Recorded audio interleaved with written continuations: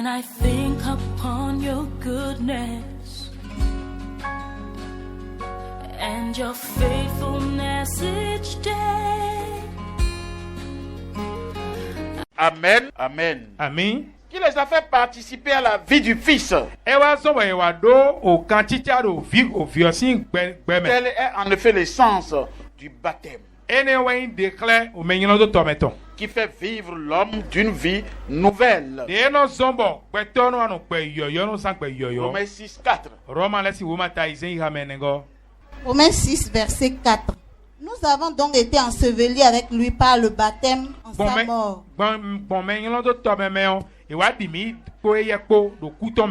Afin que, comme Christ est ressuscité des morts par la gloire du Père, de même nous aussi nous marchions en nouveauté de vie. Ainsi, nous sommes fils d'adoption dans le Fils et Dieu nous traite comme tel. Même lorsqu'il lui arrive de nous envoyer ses corrections, selon Hébreux 12, 5 à 12, afin de nous faire parvenir Hébreux 12, 5 à l'état de fils, oui. Et vous avez oublié l'exhortation qui vous est adressée comme à des fils. Mon fils, ne méprise pas le châtiment du Seigneur. Et ne perds pas courage lorsqu'il te reprend. Car le Seigneur châtie celui qu'il aime. Et il frappe de la verge tous ceux qu'il reconnaît pour ses fils. Supportez le châtiment. C'est comme des fils que Dieu vous traite. Car quel est le fils qu'un père ne châtie pas? Mais si vous êtes exempt du châtiment,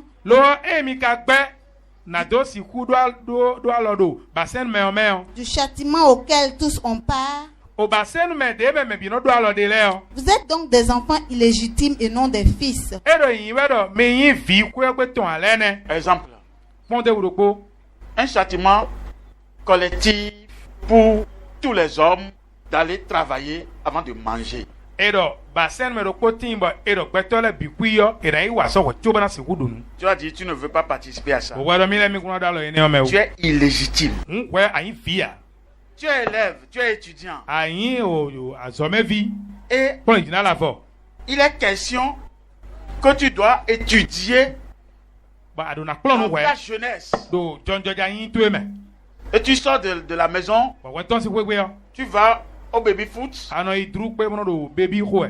L'argent qu'on te donne pour manger, tu prends ça pour aller boire de bière.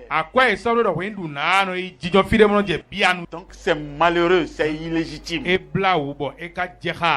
Ce n'est pas bien. Vous savez, il y a des actes auxquels nous devons nous soumettre obligatoirement devant Dieu. Il y a des pressions.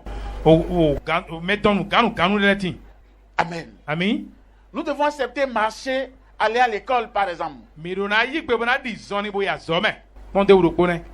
Parce qu'il y a des endroits, il y a des parents aujourd'hui qui n'ont pas la possibilité de donner les frais de déjeuner et en même temps les frais de taxi à leurs enfants.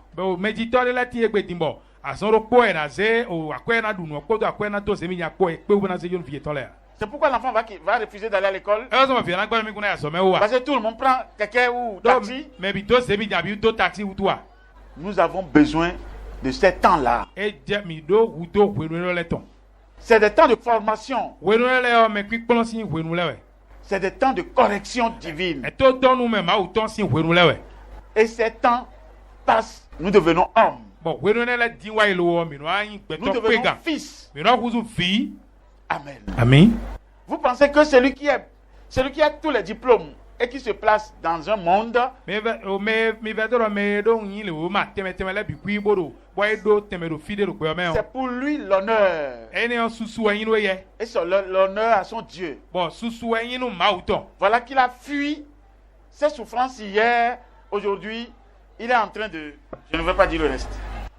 e die ka gbe do mi pe kuna ton to do mi so wa yi be gbe ti on Continue ta lecture. mi gbe kan do ki ka nu Verset 9.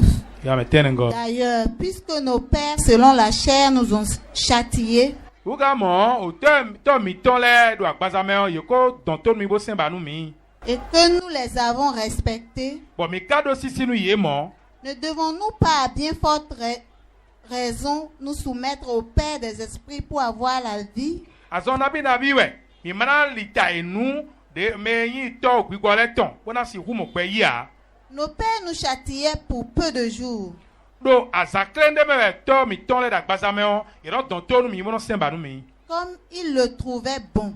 de e de ko mo do e je ha gbon Mais Dieu nous châtie pour notre bien, lo ma we ye no don to nu mi nu dagbe mi ton wu afin que nous participions à sa sainteté. bonu mi ni adalo do o me wiwe yin to me Amen. ami Alors, bien-aimés dans le Seigneur, mo ina no da krono me pour parvenir à l'état de fils bonu bien-aimé de ina wa Dieu, ba de yin o vi mo ina no ma o ton to en me Dieu, Dieu placera toute son affection. eme we ma o na ze ho me hu ton bi kwido Nous devons, mi dona 1.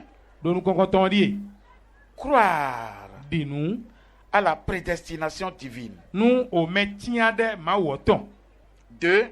we go di À l'identification nécessairement de Dieu et de son Fils Jésus-Christ. do dadame o kendi de ma wo ko to vi ton Jesus Christ ko ton erolatin 3.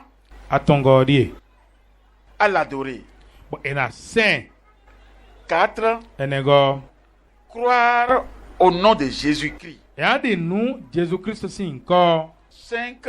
atongo Naître réellement de nouveau. erona mo voti yoyo tam 6. aizen Prendre l'engagement d'une bonne conscience. braze gbe takin dagbe de jeha 6. Sinon 7. tewego Avoir la foi justificative. ndidi de no so wenu me erona do merci Et puis 8. tantongo Pour terminer, pa vivo avoir la foi de glorification ndidi de no se ki gonu me de suna le do merci du Très-Haut. leyin o gan o nu bi u pe to ton Donc, bien-aimés dans le Seigneur, wa ina no da krono me pendant les 30 jours, to azak gban lo le me nous aurons à dépouiller point par point chacun de ces points o ken do koloko lo de khadion mi la gbeje do koloko pon dans ta réalité, parce que do nu goyin to il me n'y a jamais eu de temps pour aller dans la profondeur de ces enseignements. do nu kpɔn me lɔ lɛ wɛnu ti bɔ yina do si ku gbadze me yi tɔ gandi a La plupart des temps, wɛnu gege wa yi lɛ nous occupons autre chose avant d'y venir. mina wa tsa kan kpɔ ne bo kpɔ wɛtsi wɔna wa kpa yi lɔ lɛ koe Mais cette année, lo koe lɔ mɛ pour préparer l'AVC 12, na do si ku sɔ nu o koe dziɖuɖu wewe gɔtɔn nous essayerons de rester dans ces maillons seulement mina afin de nɔ voir la grâce que Dieu veut nous accorder. akpakoe de tiɲɛ lɔ lɛ elɔtɔn na do si ku du le jɔ mi o de ma o sɔ la yi nu mi Bien-aimés yɔtɔ dans le Seigneur, wɛna na klo nɔ mɛ c'est une occasion julɔjɛ wɛ yin une occasion de la vraie délivrance. julɔjɛ o kan tuntun gbɔtɔn wɛ yin. Pour ne plus jamais courir dans le rêve, Boma c'est so ayi do l'occasion. wosun kan do drɔmɛ wɛ de wɔ wɛrɛnu di. Pour que les mains soient prospères, Bɔnu alɔlɛ ni jigba c'est l'occasion. wɛnu di.